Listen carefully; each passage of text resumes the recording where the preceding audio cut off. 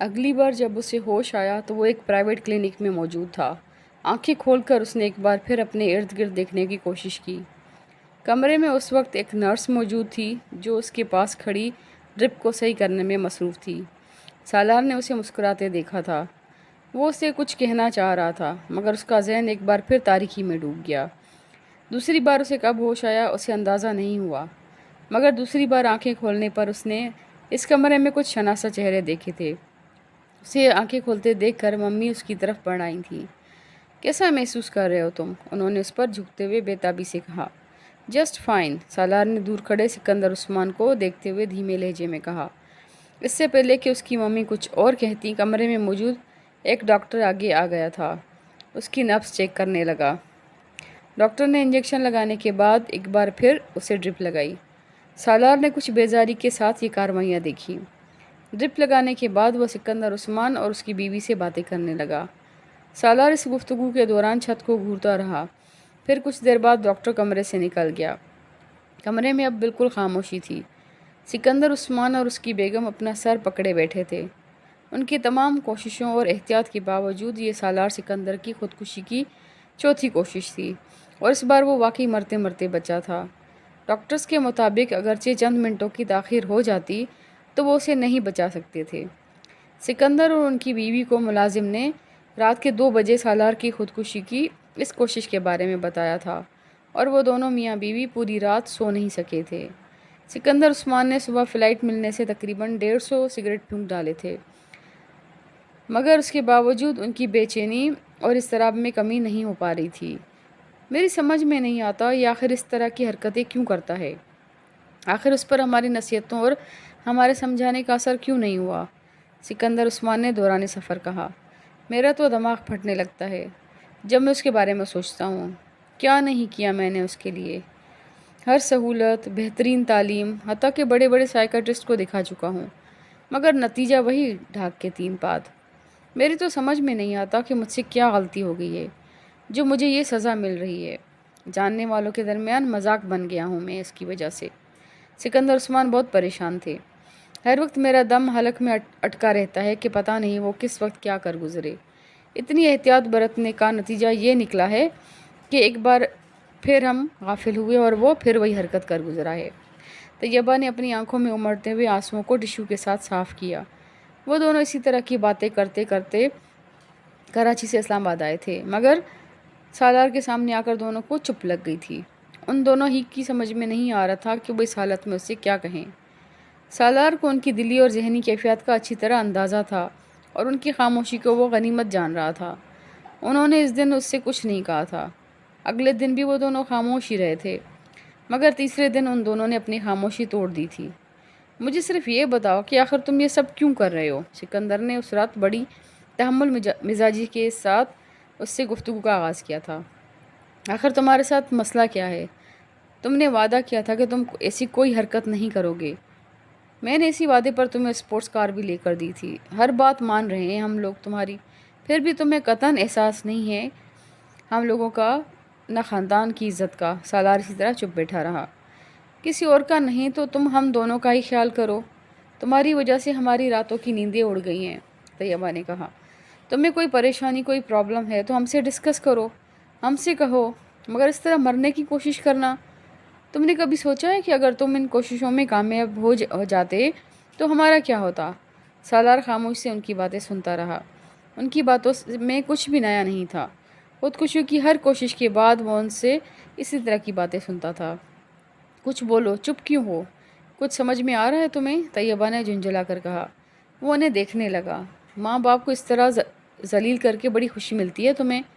اس قدر شاندار مستقبل ہے تمہارا، اور تم اپنی احمقانہ حرکتوں سے اپنی زندگی ختم کرنے کی کوشش کر رہے ہو۔ لوگ ترستے ہیں اس طرح کے اکیڈمک ریکارڈ کے لیے۔ سکندر عثمان نے اسے اس کا اکیڈمک ریکارڈ یاد دلانے کی کوشش کی۔ سالار نے بے اختیار ایک جمائی لی۔ وہ جانتا تھا وہ اس کے بچپن سے لے کر اس کی اب تک کی کامیابی کو دہرانا شروع کر دیں گے۔ ایسا ہی ہوا تھا۔ اگلے 15 منٹ اس موضوع پر بولنے کے بعد انہوں نے تھک کر پوچھا، آخر تم کچھ بول کیوں نہیں رہے ہو؟ بولو۔ میں کیا بولوں؟ سب کچھ تو آپ دونوں نے کہہ دیا، سالار نے کچھ اکتائے ہوئے انداز میں کہا۔ میری زندگی میرا پرسنل معاملہ ہے۔ پھر بھی میں نے آپ کو بتایا ہے کہ دراصل میں مرنے کی کوشش نہیں کر رہا تھا۔ سکندر نے اس کی بات کاٹی۔ تم جو بھی کر رہے تھے وہ مت کرو، ہم پر کچھ رحم کھاؤ۔ سالار نے ناراضی سے باپ کو دیکھا۔ تم آخر یہ کیوں نہیں کہہ دیتے کہ تم آئندہ ایسی کوئی حرکت نہیں کرو گے؟ فضول میں بحث کیوں کرتے جا رہے ہو؟ اس بار طیبہ نے اس سے کہا۔ اچھا ٹھیک ہے، نہیں کروں گا ایسی کوئی بھی حرکت، سالار نے بیزاری سے جیسے ان دونوں سے جان چھڑانے کے لیے کہا۔ سکندر نے ایک گہری سانس لی۔ وہ اس کے وعدے پر مطمئن نہیں ہوئے تھے، نہ وہ نہ ان کی بیوی، مگر ایسے وعدے لینے کے علاوہ ان کے پاس اور کوئی چارہ نہیں تھا۔ وہ بچپن سے اپنے اس بیٹے پر فخر کرتے آ رہے تھے، مگر پچھلے کچھ سالوں سے ان کا وہ فخر ختم ہو گیا تھا۔ جتنا پریشان انہیں سالار نے کیا تھا، اتنا ان کے باقی بچوں نے مل کر بھی نہیں کیا تھا۔ اب کیسا ہے تمہارا دوست؟ گئے تھے تم اس کی خیریت دریافت کرنے؟ امامہ وسیم کے ساتھ مارکیٹ جا رہی تھی کہ اچانک اسے سالار کا خیال آیا۔ پہلے سے تو کافی بہتر ہے، شاید کل پرسوں تک ڈسچارج ہو جائے۔ وسیم نے اسے سالار کے بارے میں تفصیلات سے آگاہ کیا۔ تم چلو گی واپسی پر ان کو دیکھنے؟ وسیم کو اچانک خیال آیا۔ میں؟ امامہ حیران ہوئی۔ میں کیا کروں گی جا کر؟ خیریت دریافت کرنا، اور کیا کرنا ہے تمہیں؟ وسیم نے سنجیدگی سے کہا۔ اچھا، امامہ نے کچھ تامل سے کہا۔ چلو ٹھیک ہے، چلیں گے، حالانکہ اس طرح کے مریض کی عیادت کرنا فضول ہے، اس نے لاپرواہی سے کندھے اچکاتے ہوئے کہا۔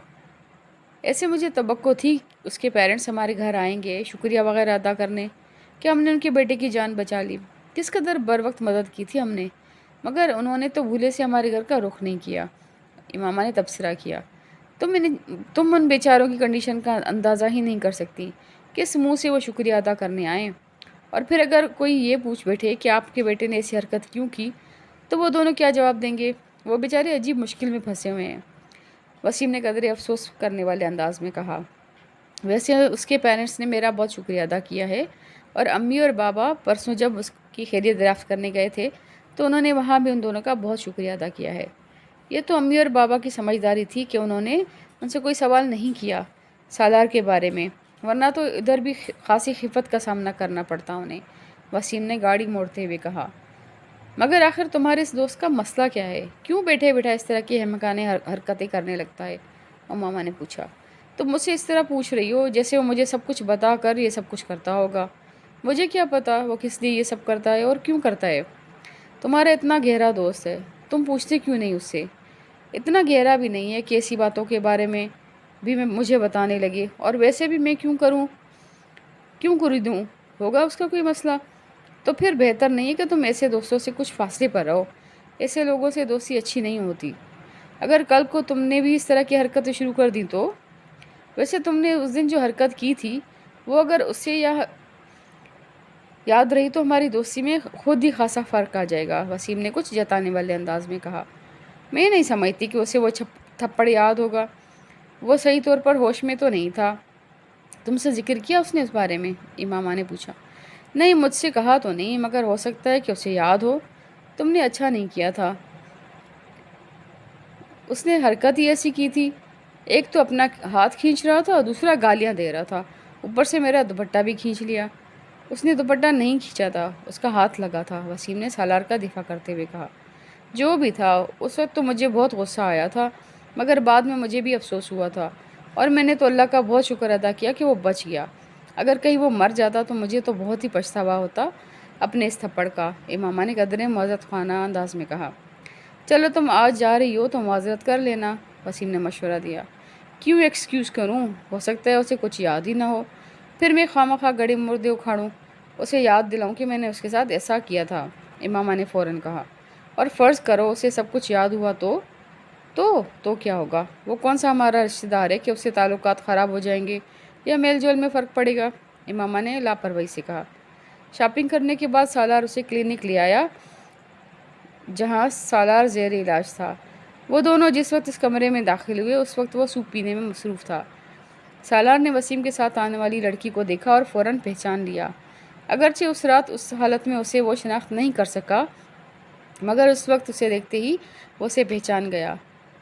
اپنی ممی سے یہ بات وہ پہلے ہی جان چکا تھا کہ وسیم کی بہن نے اسے فرسٹ ایڈ دی تھی، مگر اسے وہ فرسٹ ایڈ یاد نہیں تھی، بس وہ زناٹے دار تھپڑ یاد تھا جو اس رات اس پر پڑا تھا۔ اس لیے امامہ کو دیکھتے ہی وہ سوپ پیتے پیتے رک گیا۔ اس کی چپتی ہوئی نظروں سے امامہ کو اندازہ ہو گیا کہ اسے یقیناً اس رات ہونے والے واقعات کسی نہ کسی حد تک یاد تھے۔ رسمی الگ سلگ کے بعد اس کی ممی امامہ کا شکریہ ادا کرنے لگی، جبکہ سالار نے سوپ پیتے ہوئے گہری نظروں سے اسے دیکھا۔ وسیم سے اس کی دوستی کو کئی سال گزر چکے تھے اور اس نے وسیم کے گھر میں امامہ کو بھی کئی بار دیکھا تھا، مگر اس نے پہلے کبھی توجہ نہیں دی تھی۔ اس دن پہلی بار وہ اس پر قدرے تنقیدی انداز میں غور کر رہا تھا۔ اس کے دل میں امامہ کے لیے تشکر یا احسان مندی کے لیے کوئی جذبات نہیں تھے۔ اس کی وجہ سے اس کے سارے پلان کا بیڑا غرق ہو گیا تھا۔ امامہ اس کی امی سے گفتگو میں مصروف تھی، مگر وہ وقتاً فوقتاً اپنے اوپر پڑنے والی اس کی نظروں سے بھی واقف تھی۔ زندگی میں پہلی بار اسے کسی کی نظریں اتنی بری لگی تھی۔ اس لمحے اس کا دل چاہا وہ اٹھ کر وہاں سے بھاگ جائے۔ سالار کے بارے میں اس کی رائے اور بھی خراب ہو گئی تھی۔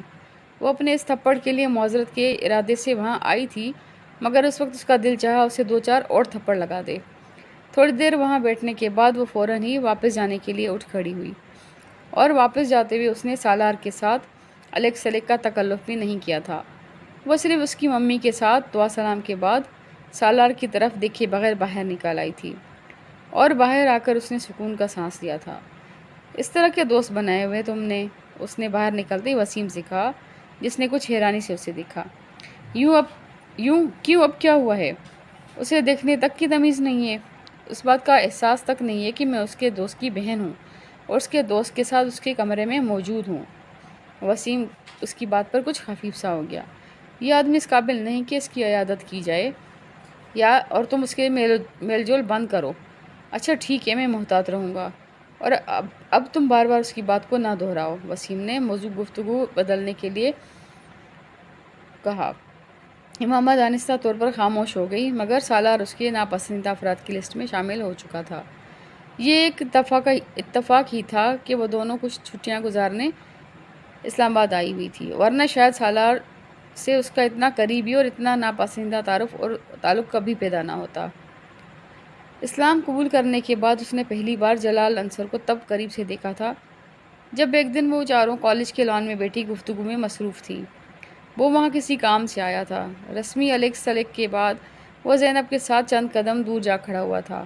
امامہ اس کے چہرے سے نظریں نہیں ہٹا سکی۔ ایک عجیب سی مسرت اور سرخوشی کا احساس اسے گھیرے میں لے رہا تھا۔ وہ چند منٹ زینب سے بات کرنے کے بعد وہیں سے چلا گیا۔ امامہ اس کی پشت پر نظریں جمائے اس وقت اسے دیکھتی رہی جب تک وہ نظروں سے اوجھل نہیں ہو گیا۔ اس کے ارد گرد بیٹھی اس کی فرینڈز کیا باتیں کر رہی تھی، اسے اس وقت اس کا کوئی احساس نہیں تھا۔ جب وہ اس کی نظروں سے اوجھل ہوا تو یکدم جیسے وہ دوبارہ اپنے ماحول میں واپس آ گئی۔ جلال انصر سے اس کی دوسری ملاقات زینب کے گھر پر ہوئی تھی۔ اس دن وہ کالج سے واپسی پر زینب کے ساتھ اس کے گھر آئی تھی۔ زینب کچھ دنوں سے ان سب کو اپنے ہاں آنے کے لیے کہہ رہی تھی۔ باقی سب نے کوئی نہ کوئی بہانہ بنا دیا تھا، مگر امامہ اس دن اس کے ساتھ اس کے گھر چلی آئی تھی۔ اس کے گھر آ کر اسے عجیب سے سکون کا احساس ہوا تھا۔ شاید اس احساس کی وجہ جلال انصر سے اس گھر کی نسبت تھی۔ وہ ڈرائنگ روم میں بیٹھی ہوئی تھی اور زینب چائے تیار کرنے کے لیے کچن میں گئی تھی جب ڈرائنگ روم میں جلال داخل ہوا۔ امامہ کو وہاں دیکھ کر کچھ چونک گیا، شاید اسے امامہ کو وہاں دیکھنے کی توقع نہیں تھی۔ السلام علیکم، کیا حال ہے آپ کا؟ جلال نے شاید اس طرح بے دھڑک اندر داخل ہونے پر اپنی جھیپ مٹانے کے لیے کہا۔ امامہ نے رنگ بدلتے چہرے کے ساتھ اس کا جواب دیا۔ زینب کے ساتھ آئی ہیں آپ؟ اس نے پوچھا۔ جی۔ زینب کہاں ہے؟ میں دراصل اس کو ڈھونڈتے ہوئے یہاں آ گیا، مجھے پتہ نہیں تھا کہ اس کی کوئی دوست یہاں موجود ہے، کچھ معذرت خانہ انداز میں کہتے ہوئے وہ پلٹ گیا۔ آپ بہت اچھی نعت پڑھتے ہیں، امامہ نے بے ساختہ کہا۔ وہ ٹھٹک گیا۔ شکریہ، وہ کچھ حیران ہوا تھا۔ آپ نے کہاں سنی؟ ایک دن میں نے زینب کو فون کیا تھا، جب تک فون ہولڈ رہا مجھے آپ کی آواز آتی رہی، پھر زینب سے آپ کے بارے میں پتہ چلا۔ میں اس نعتیہ مقابلے میں بھی گئی تھی جہاں آپ نے وہ نعت پڑھی تھی، وہ بے اختیار کہتی چلی گئی۔ جلال انصر کی سمجھ میں نہیں آیا، وہ حیران ہو یا خوش؟ بہت اچھی تو نہیں، بس پڑھ لیتا ہوں، اللہ کا کرم ہے۔ اس نے حیرت کے جھٹکے سے سنبھلتے ہوئے سفید چادر میں لپٹی اس دبلی پتلی دراز کمبخت لڑکی کو دیکھا، جس کی گہری سی آنکھیں کچھ بہت عجیب سا تاثر لیے میں تھی۔ اپنی آواز کی تعریف وہ بہت سو سے سن چکا تھا، مگر اس وقت اس لڑکی کی تعریف اس کے لیے قدرے غیر معمولی تھی۔ اور جس انداز میں اس نے یہ کہا تھا وہ اس سے بھی زیادہ عجیب۔ وہ پلٹ کر ڈرائنگ روم سے نکل گیا۔ وہ ویسے بھی لڑکیوں سے گفتگو میں مہارت نہیں رکھتا تھا، اور پھر ایک ایسی لڑکی سے گفتگو جس سے وہ صرف چہرے کی حد تک واقف تھا۔ امامہ ایک عجیب سی مسرت کے عالم میں وہاں بیٹھی ہوئی تھی۔ اسے یقین نہیں آ رہا تھا کہ اس نے جلال انصر سے بات کی تھی، اپنے سامنے، خود سے اتنے قریب۔ وہ ڈرائنگ روم کے دروازے سے کچھ آگے کارپیٹ پر اس جگہ کو دیکھتی رہی جہاں وہ کچھ دیر پہلے کھڑا تھا۔ تصور کی آنکھ سے وہ اسے ابھی بھی وہیں دیکھ رہی تھی۔ ان کی اگلی ملاقات ہاسپٹل میں ہوئی۔ پچھلی دفعہ اگر امامہ درست دانستہ طور پر زینب کے گھر گئی تھی تو اس بار یہ ایک اتفاق تھا۔ امامہ رابعہ کے ساتھ وہاں آئی تھی، جسے وہاں اپنی کسی دوست سے ملنا تھا۔ ہاسپٹل کے ایک کوریڈور میں فائنل اسٹوڈنٹس کے ایک گروپ میں اس نے جلال انصر کو دیکھا۔ اس کی ایک ہارٹ بیٹ مس ہوئی۔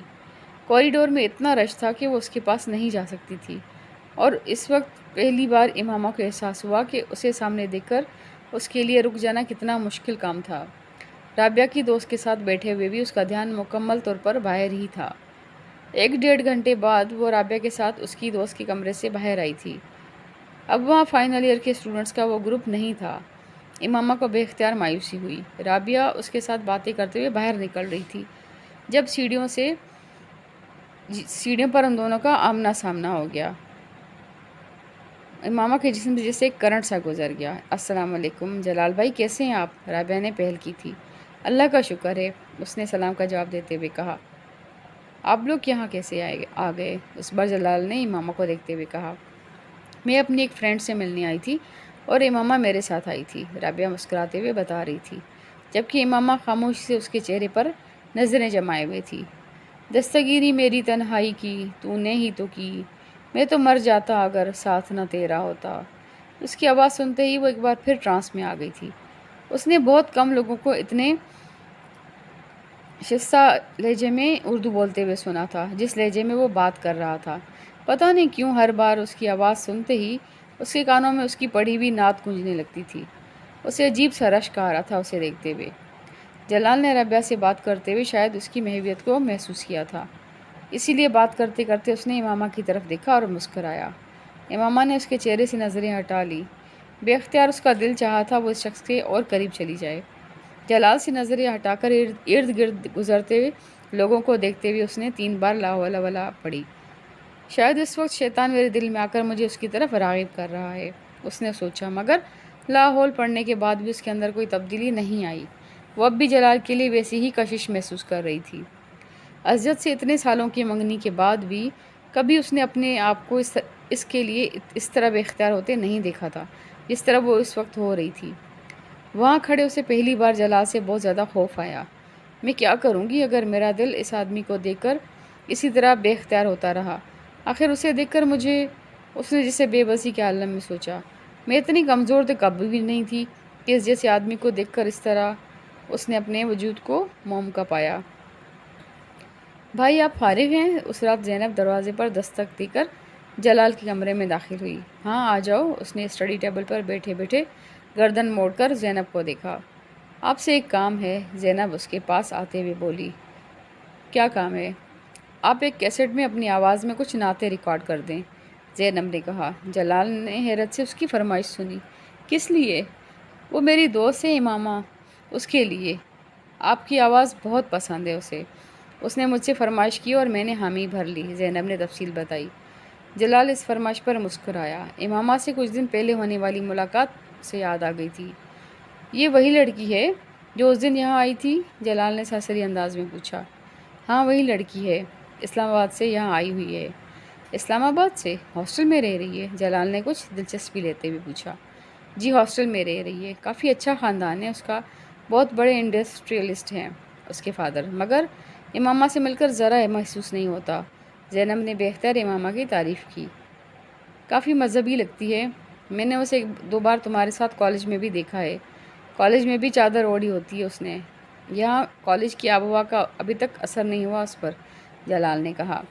بھائی اس کی فیملی بھی خاصی مذہبی ہے، کیونکہ وہ جب سے یہاں آئی ہے اسی طرح ہی ہے۔ میرا خیال ہے کہ کافی کنزرویٹو لوگ ہیں، لیکن یہ ضرور ہے کہ اس کی فیملی خاصی تعلیم یافتہ ہے، نہ صرف بھائی بلکہ بہنیں بھی۔ یہ گھر میں سب سے چھوٹی ہے، زینب نے تفصیل بتاتے ہوئے کہا۔ تو پھر آپ کب ریکارڈ کر کے دیں گے؟ زینب نے پوچھا۔ تم کل لے لینا، میں ریکارڈ کر دوں گا، جلال نے کہا۔ وہ سر ہلاتے ہوئے کمرے سے نکل گئی۔ جلال کچھ دیر کسی سوچ میں ڈوبا رہا، پھر دوبارہ اس کتاب کی طرف متوجہ ہو گیا جسے وہ پڑھ رہا تھا۔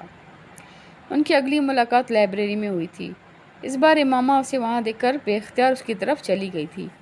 رسمی علیک سلیک کے بعد امامہ نے کہا، میں آپ کا شکریہ ادا کرنا چاہتی تھی۔ جلال نے حیرانی سے اسے دیکھا۔ کس لیے؟ اس کیسٹ کے لیے جو آپ نے ریکارڈ کر کے بھجوائی تھی، جلال مسکرایا۔ نہیں، اس کی ضرورت نہیں، مجھے اندازہ نہیں تھا کہ کبھی کوئی مجھ سے ایسی فرمائش کر سکتا ہے۔ آپ بہت خوش قسمت ہیں، امامہ نے مدھم آواز میں اسے دیکھتے ہوئے کہا۔ میں؟ کس حوالے سے؟ جلال نے ایک بار پھر حیران ہوتے ہوئے پوچھا۔ ہر حوالے سے، آپ کے پاس سب کچھ ہے۔ آپ کے پاس بھی تو بہت کچھ ہے۔ وہ جلال کی بات پر عجیب سے انداز میں مسکرائی۔ جلال کو شبہ ہوا کہ اس کی آنکھوں میں کچھ نمی نمودار ہوئی تھی، مگر وہ یقین سے نہیں کہہ سکتا تھا۔ وہ اب نظریں جھکائے ہوئے تھی۔ پہلے کچھ بھی نہیں تھا، اب باقی سب کچھ ہے، جلال نے مدھم آواز میں اسے کہتے سنا۔ وہ نہ سمجھنے والے انداز میں اسے دیکھنے لگا۔ آپ اتنی محبت سے رسول صلی اللہ علیہ وآلہ وسلم کا نام لیتے ہیں تو میں سوچتی ہوں کہ اس نے اپنی بات ادھوری چھوڑ دی۔ جلال خاموشی سے اس کی بات مکمل ہونے کا انتظار کرتا رہا۔ مجھے آپ پر رشک آتا ہے، چند لمحے بعد وہ آہستہ بولی۔ سب لوگوں کو تو اس طرح کی محبت نہیں ہوتی جیسی محبت آپ کو حضرت محمد صلی اللہ علیہ وآلہ وسلم سے ہے۔ ہو بھی جائے تو ہر کوئی اس طرح اس کا محبت کا اظہار نہیں کر سکتا کہ دوسرے بھی رسول صلی اللہ علیہ وسلم کی محبت میں گرفتار ہونے لگیں۔ محمد صلی اللہ علیہ وآلہ وسلم بھی آپ سے بڑی محبت کرتے ہوں گے۔ اس نے نظریں اٹھائیں، اس کی آنکھوں میں کوئی نمی نہیں تھی۔ شاید مجھے وہم ہوا تھا، جلال نے اسے دیکھتے ہوئے سوچا۔ یہ میں نہیں جانتا، اگر ایسا ہو تو میں واقعی بہت خوش قسمت انسان ہوں۔ میں تو صرف یہ جانتا ہوں کہ مجھے واقعی حضور اکرم صلی اللہ علیہ وآلہ وسلم سے بڑی محبت ہے۔ مجھ جیسے لوگوں کے لیے اتنا ہی کافی ہے۔ ہر ایک کو اللہ اس محبت سے نہیں نوازتا۔ وہ بڑی رسانیت سے کہہ رہا تھا۔ امامہ اس کے چہرے سے نظریں نہیں ہٹا سکی۔ اسے کبھی کسی شخص کے سامنے اس طرح کا احساسی کمتری نہیں ہوا تھا، جس طرح کا احساسی کمتری وہ جلال انصر کے سامنے محسوس کرتی تھی۔ شاید میں بھی نعت پڑھ لوں، شاید میں بھی بہت اچھی طرح سے پڑھ لوں، مگر میں جلال انصر کبھی نہیں ہو سکتی، کبھی بن ہی نہیں سکتی۔ کبھی میری آواز سن کر کسی کا وہ حال نہیں ہو سکتا جو جلال انصر کی آواز سن کر ہوتا ہے۔ وہ لائبریری سے نکلتے ہوئے مسلسل مایوسی کے عالم میں سوچ رہی تھی۔ جلال انصر سے ہونے والی چند ملاقاتوں کے بعد امامہ نے پوری کوشش کی تھی کہ وہ دوبارہ کبھی اس کا سامنا نہ کرے، نہ اس کے بارے میں سوچے، نہ زینب کے گھر جائے۔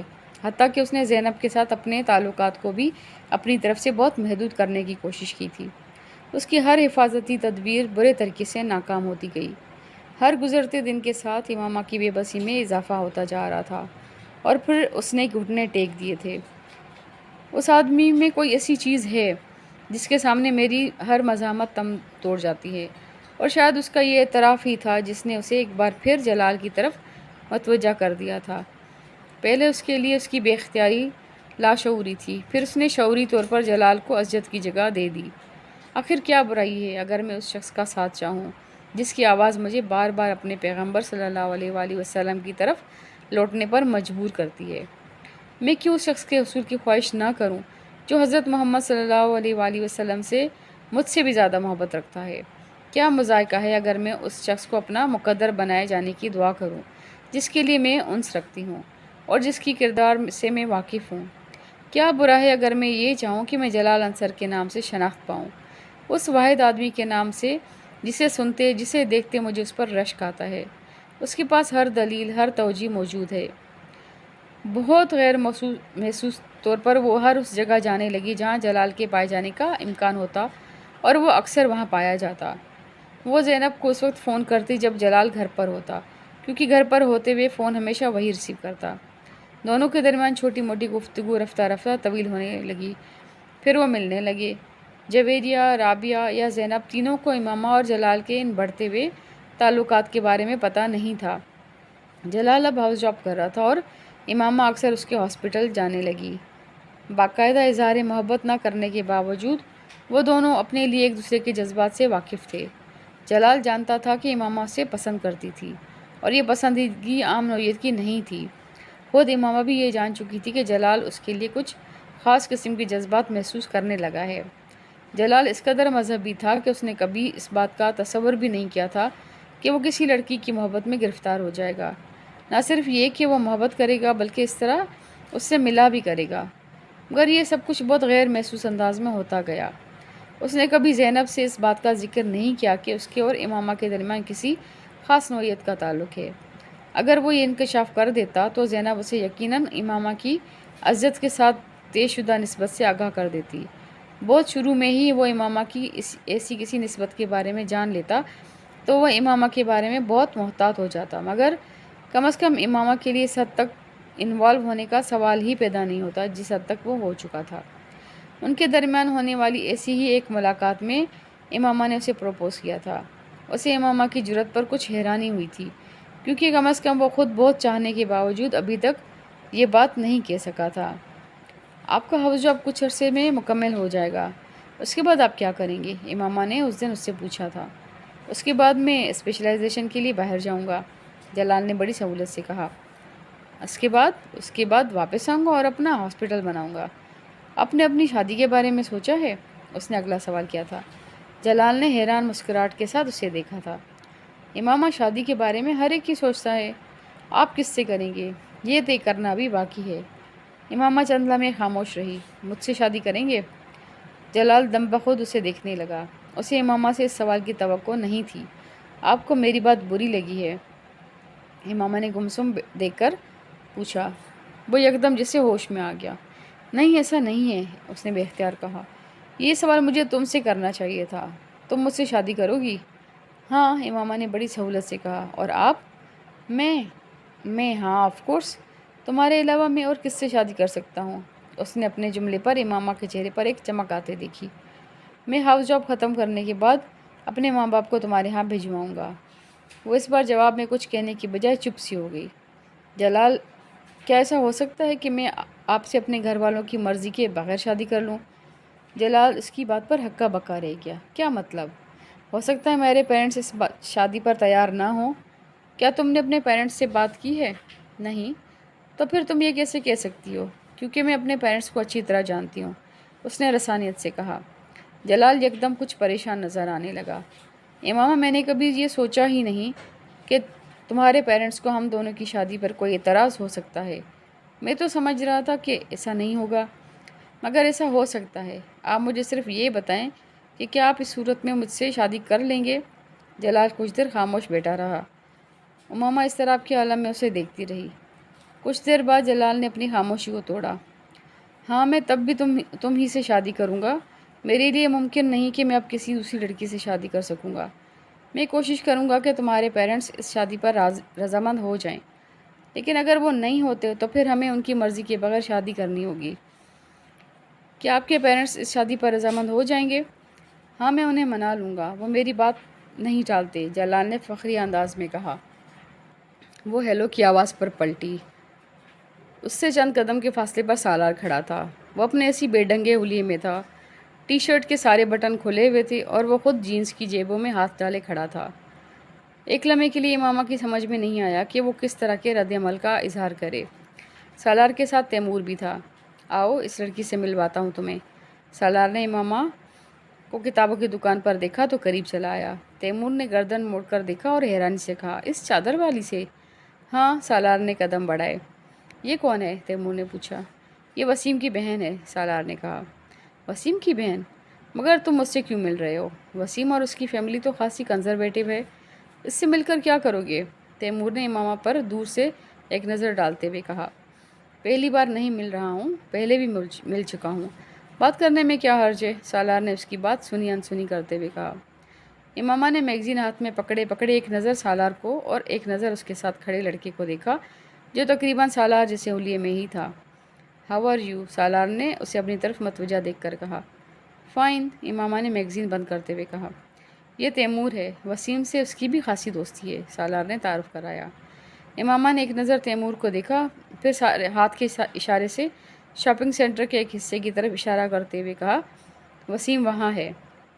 سالار نے گردن موڑ کر اس طرف دیکھا جس طرف اس نے اشارہ کیا تھا اور پھر کہا، مگر ہم وسیم سے ملنے نہیں آئے۔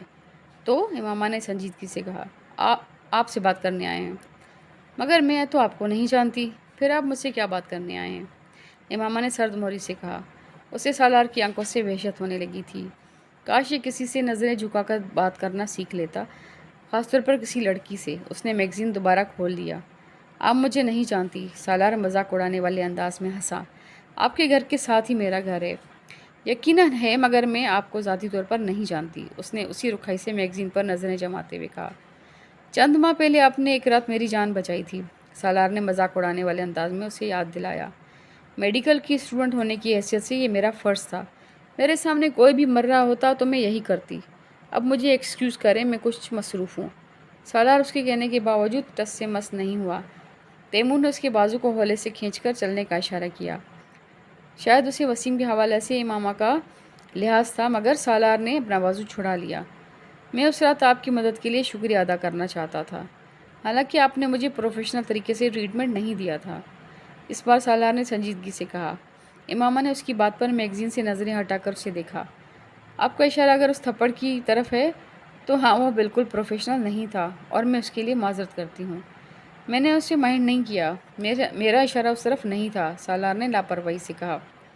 مجھے توقع تھی کہ آپ اس تھپڑ کو مائنڈ نہیں کریں گے، کیونکہ اسی کے مستحق تھے، اور ایک نہیں 10۔ اس نے جملے کا آدھا حصہ ضبط کر لیا۔ ویسے آپ کا اشارہ کس طرف تھا؟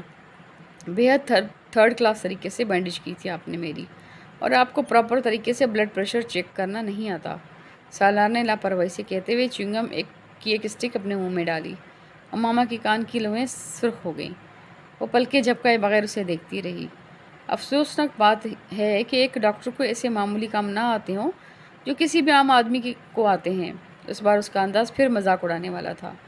میں ڈاکٹر نہیں ہوں، میڈیکل کے ابتدائی سالوں میں ہوں، پہلی بات، اور جہاں تک ان پروفیشنل ہونے کا تعلق ہے تو اگلی بار صحیح۔ آپ نے تو ابھی اس طرح کی کئی کوششیں کرنی ہیں۔ میں آہستہ آہستہ آپ پر پریکٹس کر کے اپنا ہاتھ صاف کر لوں گی۔ ایک لمحے کے لیے وہ کچھ نہیں بول سکا، پھر اس کے چہرے پر مسکراہٹ ابھری، یوں جیسے وہ اس کی بات پر محظوظ ہوا تھا، مگر شرمندہ نہیں، اور اس نے اس کا اظہار بھی کر دیا۔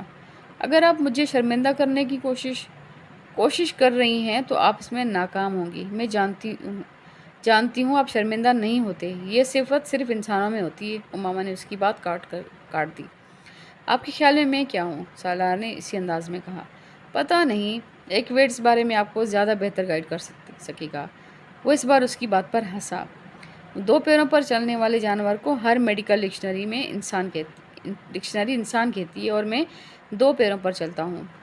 ریچھ سے لے کر کتے تک ہر 4 پیروں والا جانور 2 پیروں پر چل سکتا ہے، اگر اسے ضرورت پڑے یا اس کا دل چاہے تو۔ مگر میرے 4 پیر نہیں، اور میں صرف ضرورت کے وقت نہیں، ہر وقت ہی 2 پیروں پر چلتا ہوں، سالار نے عجیب سے انداز میں اپنے لفظوں پر زور دیتے ہوئے کہا۔ یہ آپ کی خوش قسمتی ہے کہ آپ کے 4 پیر نہیں ہیں، اس لیے میں نے آپ کو ویٹ سے ملنے کو کہا، وہ آپ کو آپ کی خصوصیات کے بارے میں صحیح بتا سکے گا، امامہ نے سرد آواز میں کہا۔ وہ اسے زج کرنے میں واقعی کامیاب ہو چکا تھا۔ ویسے جتنی اچھی طرح آپ جانوروں کے بارے میں جانتی ہیں، آپ ایک بہت اچھی ویٹ ثابت ہو سکتی ہیں۔ آپ کے علم سے خاصا متاثر ہوا ہوں میں۔ امامہ کے چہرے پر سرخی چھا گئی۔ اور اگر آپ میری ویٹ بن جاتی ہیں تو میں آپ کے بتائے ہوئے مشورے کے مطابق آپ ہی کے پاس آیا کروں گا، تاکہ آپ میرے بارے میں ریسرچ کر کے مجھے بتا سکیں، سالار نے بڑی سنجیدگی سے کہا۔ وہ اس کی بات کے جواب میں کچھ نہیں کہہ سکی، صرف اسے کو دیکھتی رہ گئی۔ وہ ضرورت سے کچھ زیادہ ہی منہ پھٹتا، اور ایسے شخص کے ساتھ لمبی گفتگو کرنا آبیل مجھے مار کے مترادف تھا، اور وہ یہ حماقت کر چکی تھی۔ ویسے آپ کیا فیس چارج کریں گی؟ وہ بڑی سنجیدگی سے پوچھ رہا تھا۔ یہ وسیم آپ کو بتا دے گا، امامہ نے اس بار اسے دھمکانے کی کوشش کی۔ چلے ٹھیک ہے، یہ میں وسیم سے پوچھ لوں گا، اس طرح تو خاصی آسانی ہو جائے گی۔ وہ اس کی دھمکی کو سمجھنے کے باوجود مروب نہیں ہوا۔ اس نے امامہ کو یہ بھی جتا دیا۔ تیمور نے ایک بار پھر اس کا بازو پکڑ لیا۔ آؤ سالار، چلتے ہیں، مجھے ایک ضروری کام یاد آ رہا ہے۔ اس نے جلد کے عالم میں سالار کو اپنے ساتھ تقریباً گھسیٹنے کی کوشش کی، مگر سالار نے توجہ نہ دی۔ چلتے ہیں یار، اس طرح کھینچو تو مت، وہ اس سے کہتے ہوئے ایک بار پھر امامہ کی طرف متوجہ ہو گیا۔ بہرحال یہ سب مذاق تھا، میں واقعی آپ کا شکریہ ادا کرنے آیا تھا۔ آپ نے اور وسیم نے کافی مدد کی میری، گڈ بائے، وہ کہتے ہوئے واپس مڑ گیا۔ امامہ نے بے اختیار ایک سکون کا سانس لیا۔ وہ شخص واقعی کریک تھا۔ اسے حیرت ہو رہی تھی کہ وسیم جیسا شخص کیسے اس آدمی کے ساتھ دوستی رکھ سکتا ہے۔ وہ ایک بار پھر میگزین کے ورق الٹنے لگی۔ سالار آیا تھا تمہارے پاس؟ وسیم نے اس کے پاس آ کر پوچھا۔ دور سے سالار اور تیمور کو دیکھ لیا تھا۔ ہاں، امامہ نے ایک نظر اسے دیکھا اور ایک بار پھر میگزین دیکھنے لگی۔ کیا کہہ رہا تھا؟ وسیم نے کچھ تجسس سے پوچھا۔ مجھے حیرت ہوتی ہے کہ تم نے اس جیسے شخص کے ساتھ دوستی کیسے کر لی۔ میں نے زندگی میں اس سے زیادہ بیہودہ اور بدتمیز لڑکا نہیں دیکھا، امامہ نے اکھڑے ہوئے لہجے میں کہا۔ میرا شکریہ ادا کر رہا تھا اور ساتھ مجھ سے کہہ رہا تھا کہ مجھے بینڈیج تک ٹھیک سے کرنی نہیں آتی، نہ میں بلڈ پریشر چیک کر سکتی ہوں۔ وسیم کے چہرے پر مسکراہٹ آئی۔ اس کو دفع کرو، یہ عقل سے پیدل ہے۔ میرے تو دل چاہ رہا تھا کہ میں اسے 2 ہاتھ اور لگا دوں، اس کے ہوش ٹھکانے آ جائیں۔ منہ اٹھا کر اپنے دوست کو لے کر پہنچ گیا ہے یہاں۔ بھئی کس نے کہا ہے تم سے شکریہ ادا کرنے کو؟ اور مجھے تو وہ دوسرا لڑکا بھی خاصا برا لگا، اور وہ کہہ رہا تھا کہ تمہاری اس کے ساتھ بھی دوستی ہے۔ امامہ کو اچانک یاد آیا۔ دوستی تو نہیں، بس جان پہچان ہے، وسیم نے وضاحت کی۔ تم ایسے لڑکوں کے ساتھ جان پہچان رکھنے کی بھی ضرورت نہیں ہے۔ حلیہ دیکھا تھا تم نے ان دونوں کا؟ نہ انہیں بات کرنے کی تمیز تھی، نہ لباس پہننے کی، اور منہ اٹھا کر شکریہ ادا کرنے آ گئے۔ بہرحال تم ان سے مکمل طور پر قطع تعلق کر لو، کوئی ضرورت نہیں ہے اس طرح کے لڑکوں سے جان پہچان کی بھی تمہیں۔ امامہ نے میگزین رکھتے ہوئے ایک بار پھر اسے تنبیہ کی اور پھر باہر جانے کے لیے قدم بڑھا دیے۔ وسیم بھی اس کے ساتھ چلنے لگا۔ مگر میں ایک بات پر حیران ہوں، یہ جس حالت میں تھا اسے کیسے یاد ہے کہ میں نے اس کی بینڈیج اچھی نہیں کی تھی، یا بلڈ پریشر لینے میں مجھے دقت ہو رہی تھی؟ امامہ نے کچھ سوچتے ہوئے کہا۔ میں یہ سمجھ رہی تھی کہ یہ ایسے ہی ہاتھ پاؤں جھٹک رہا ہے، مجھے یہ اندازہ نہیں تھا کہ یہ اپنے ارد گرد ہونے والی چیزوں کو آبزرو کر رہا ہے۔ ایسے بینڈیج واقعی خراب کی تھی تم نے، اور اگر میں تمہاری مدد نہ کرتا تو بلڈ پریشر کی ریڈنگ لینا بھی تمہیں نہیں آتی۔ کم از کم اس بارے میں وہ جو کچھ کہہ رہا ہے ٹھیک کہہ رہا ہے، وسیم نے مسکراتے ہوئے کہا۔ ہاں مجھے پتہ ہے، امامہ نے اعتراف کرنے والے انداز میں کہا، مگر میں اس وقت بہت نروس تھی۔ میں پہلی بار اس طرح کی صورتحال کا شکار ہوئی تھی، پھر اس کے ہاتھ سے نکلنے والا خون مجھے اور خوفزدہ کر رہا تھا۔ اوپر سے اس کا رویہ، کسی خودکشی کرنے والے انسان کو اس طرح کی حرکتیں کرتے نہیں دیکھا میں نے۔ اور تم ڈاکٹر بننے جا رہی ہو، وہ بھی ایک قابل اور نامور ڈاکٹر۔ ناقابل یقین، وسیم نے تبصرہ کیا۔ اب کم از کم تم اس طرح کی باتیں نہ کرو، امامہ نے احتجاج کیا۔ میں نے اس لیے تمہیں یہ سب نہیں بتایا کہ تم میرا مذاق اڑاؤ۔ وہ لوگ پارکنگ ایریا میں پہنچ گئے تھے۔ کچھ دنوں سے وہ جلال اور زینب کے رویے میں عجیب سی تبدیلی دیکھ رہی تھی۔ وہ دونوں اس سے بہت اکھڑے اکھڑے رہنے لگے تھے۔ یہ ایک عجیب سا تناؤ تھا جو وہ اپنے اور ان کے درمیان محسوس کر رہی تھی۔ اس نے 1-2 بار جلال کو ہاسپٹل فون کیا، مگر ہر بار اسے یہی جواب ملتا کہ وہ مصروف ہے۔ وہ زینب کو اگر کالج سے لینے بھی آتا تو پہلے کی طرح اس سے نہیں ملتا تھا، اور ملتا بھی تھا تو صرف رسمی سی الیک سلیک کے لیے، کے بعد وہ واپس چلا جاتا۔ وہ شروع میں اس تبدیلی کو اپنا وہم سمجھتی رہی، مگر پھر زیادہ پریشان ہونے پر وہ ایک دن جلال کے ہاسپٹل چلی آئی۔ جلال کا رویہ بہت سرد تھا۔ امامہ کو دیکھ کر اس کے چہرے پر مسکراہٹ نہیں آئی۔ کافی دن ہو گئے تھے ہمیں ملے ہوئے، اس لیے میں خود چلی آئی، امامہ نے اپنے سارے اندیشوں کو جھٹکنے کی کوشش کرتے ہوئے کہا۔ میری تو شفٹ شروع ہو رہی ہے، امامہ نے حیرانی سے اسے دیکھا۔ زینب بتا رہی تھی کہ اس وقت آپ کی شفٹ ختم ہوتی ہے، میں اس لیے اس وقت آئی ہوں۔ وہ ایک لمحے کے لیے خاموش رہا، پھر اس نے کہا، ہاں صحیح ہے، مگر آج میری کوئی اور مصروفیت ہے۔ وہ اس کا منہ دیکھ کر رہ گئی۔ جلال، آپ کسی وجہ سے مجھ سے ناراض ہیں؟ ایک لمحے کی توقف کے بعد اس نے کہا۔ نہیں، میں کسی سے ناراض نہیں ہوں، جلال نے اسی رکھائی سے کہا۔ کیا آپ 10 منٹ باہر آ کر میری بات سن سکتے ہیں؟ جلال کچھ دیر اسے دیکھتا رہا، پھر اس نے اپنا اوور آل اپنے بازو پر ڈال دیا اور پھر کچھ کہے بغیر کمرے سے باہر نکل آیا۔ باہر جاتے ہی جلال نے اپنی رسٹ واچ پر ایک نظر دوڑائی۔ یہ شاید اس کے لیے بات شروع کرنے کا اشارہ تھا۔ آپ میرے ساتھ اس طرح مس بیہیو کیوں کر رہے ہیں؟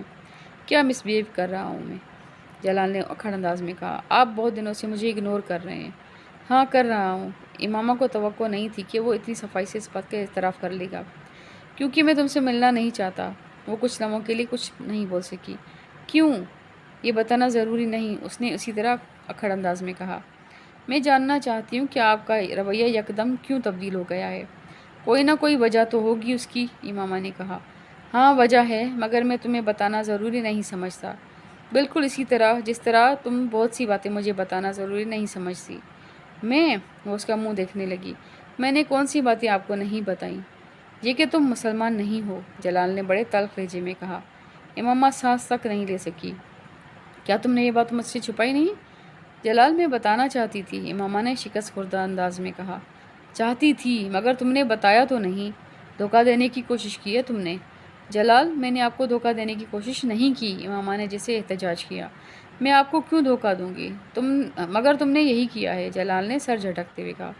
جلال نے اس کی بات کاٹ دی۔ تم نے جان بوجھ کر مجھے ٹریپ کیا۔ امامہ کی آنکھوں میں آنسو آ گئے۔ ٹریپ کیا؟ اس نے زیر لب جلال کے لفظوں کو دہرایا۔ تم جانتی تھی کہ میں اپنے پیغمبر صلی اللہ علیہ وآلہ وسلم سے عشق کرتا ہوں۔ وہ شکست خوردہ انداز میں اسے دیکھتی رہی۔ شادی تو دور کی بات ہے، اب جب میں تمہارے بارے میں سب کچھ جان گیا ہوں تو میں تم سے کوئی تعلق نہیں رکھنا چاہتا۔ تم دوبارہ مجھ سے ملنے کی کوشش مت کرنا، جلال نے دو ٹوک انداز میں کہا۔ جلال، میں اسلام قبول کر چکی ہوں، امامہ نے مدھم آواز میں کہا۔ اوہو کم آن، جلال نے تحقیر آمیز انداز میں اپنا ہاتھ جھٹکا۔ یہاں کھڑے کھڑے تم نے میرے لیے اسلام قبول کر لیا؟ اس بار وہ مذاق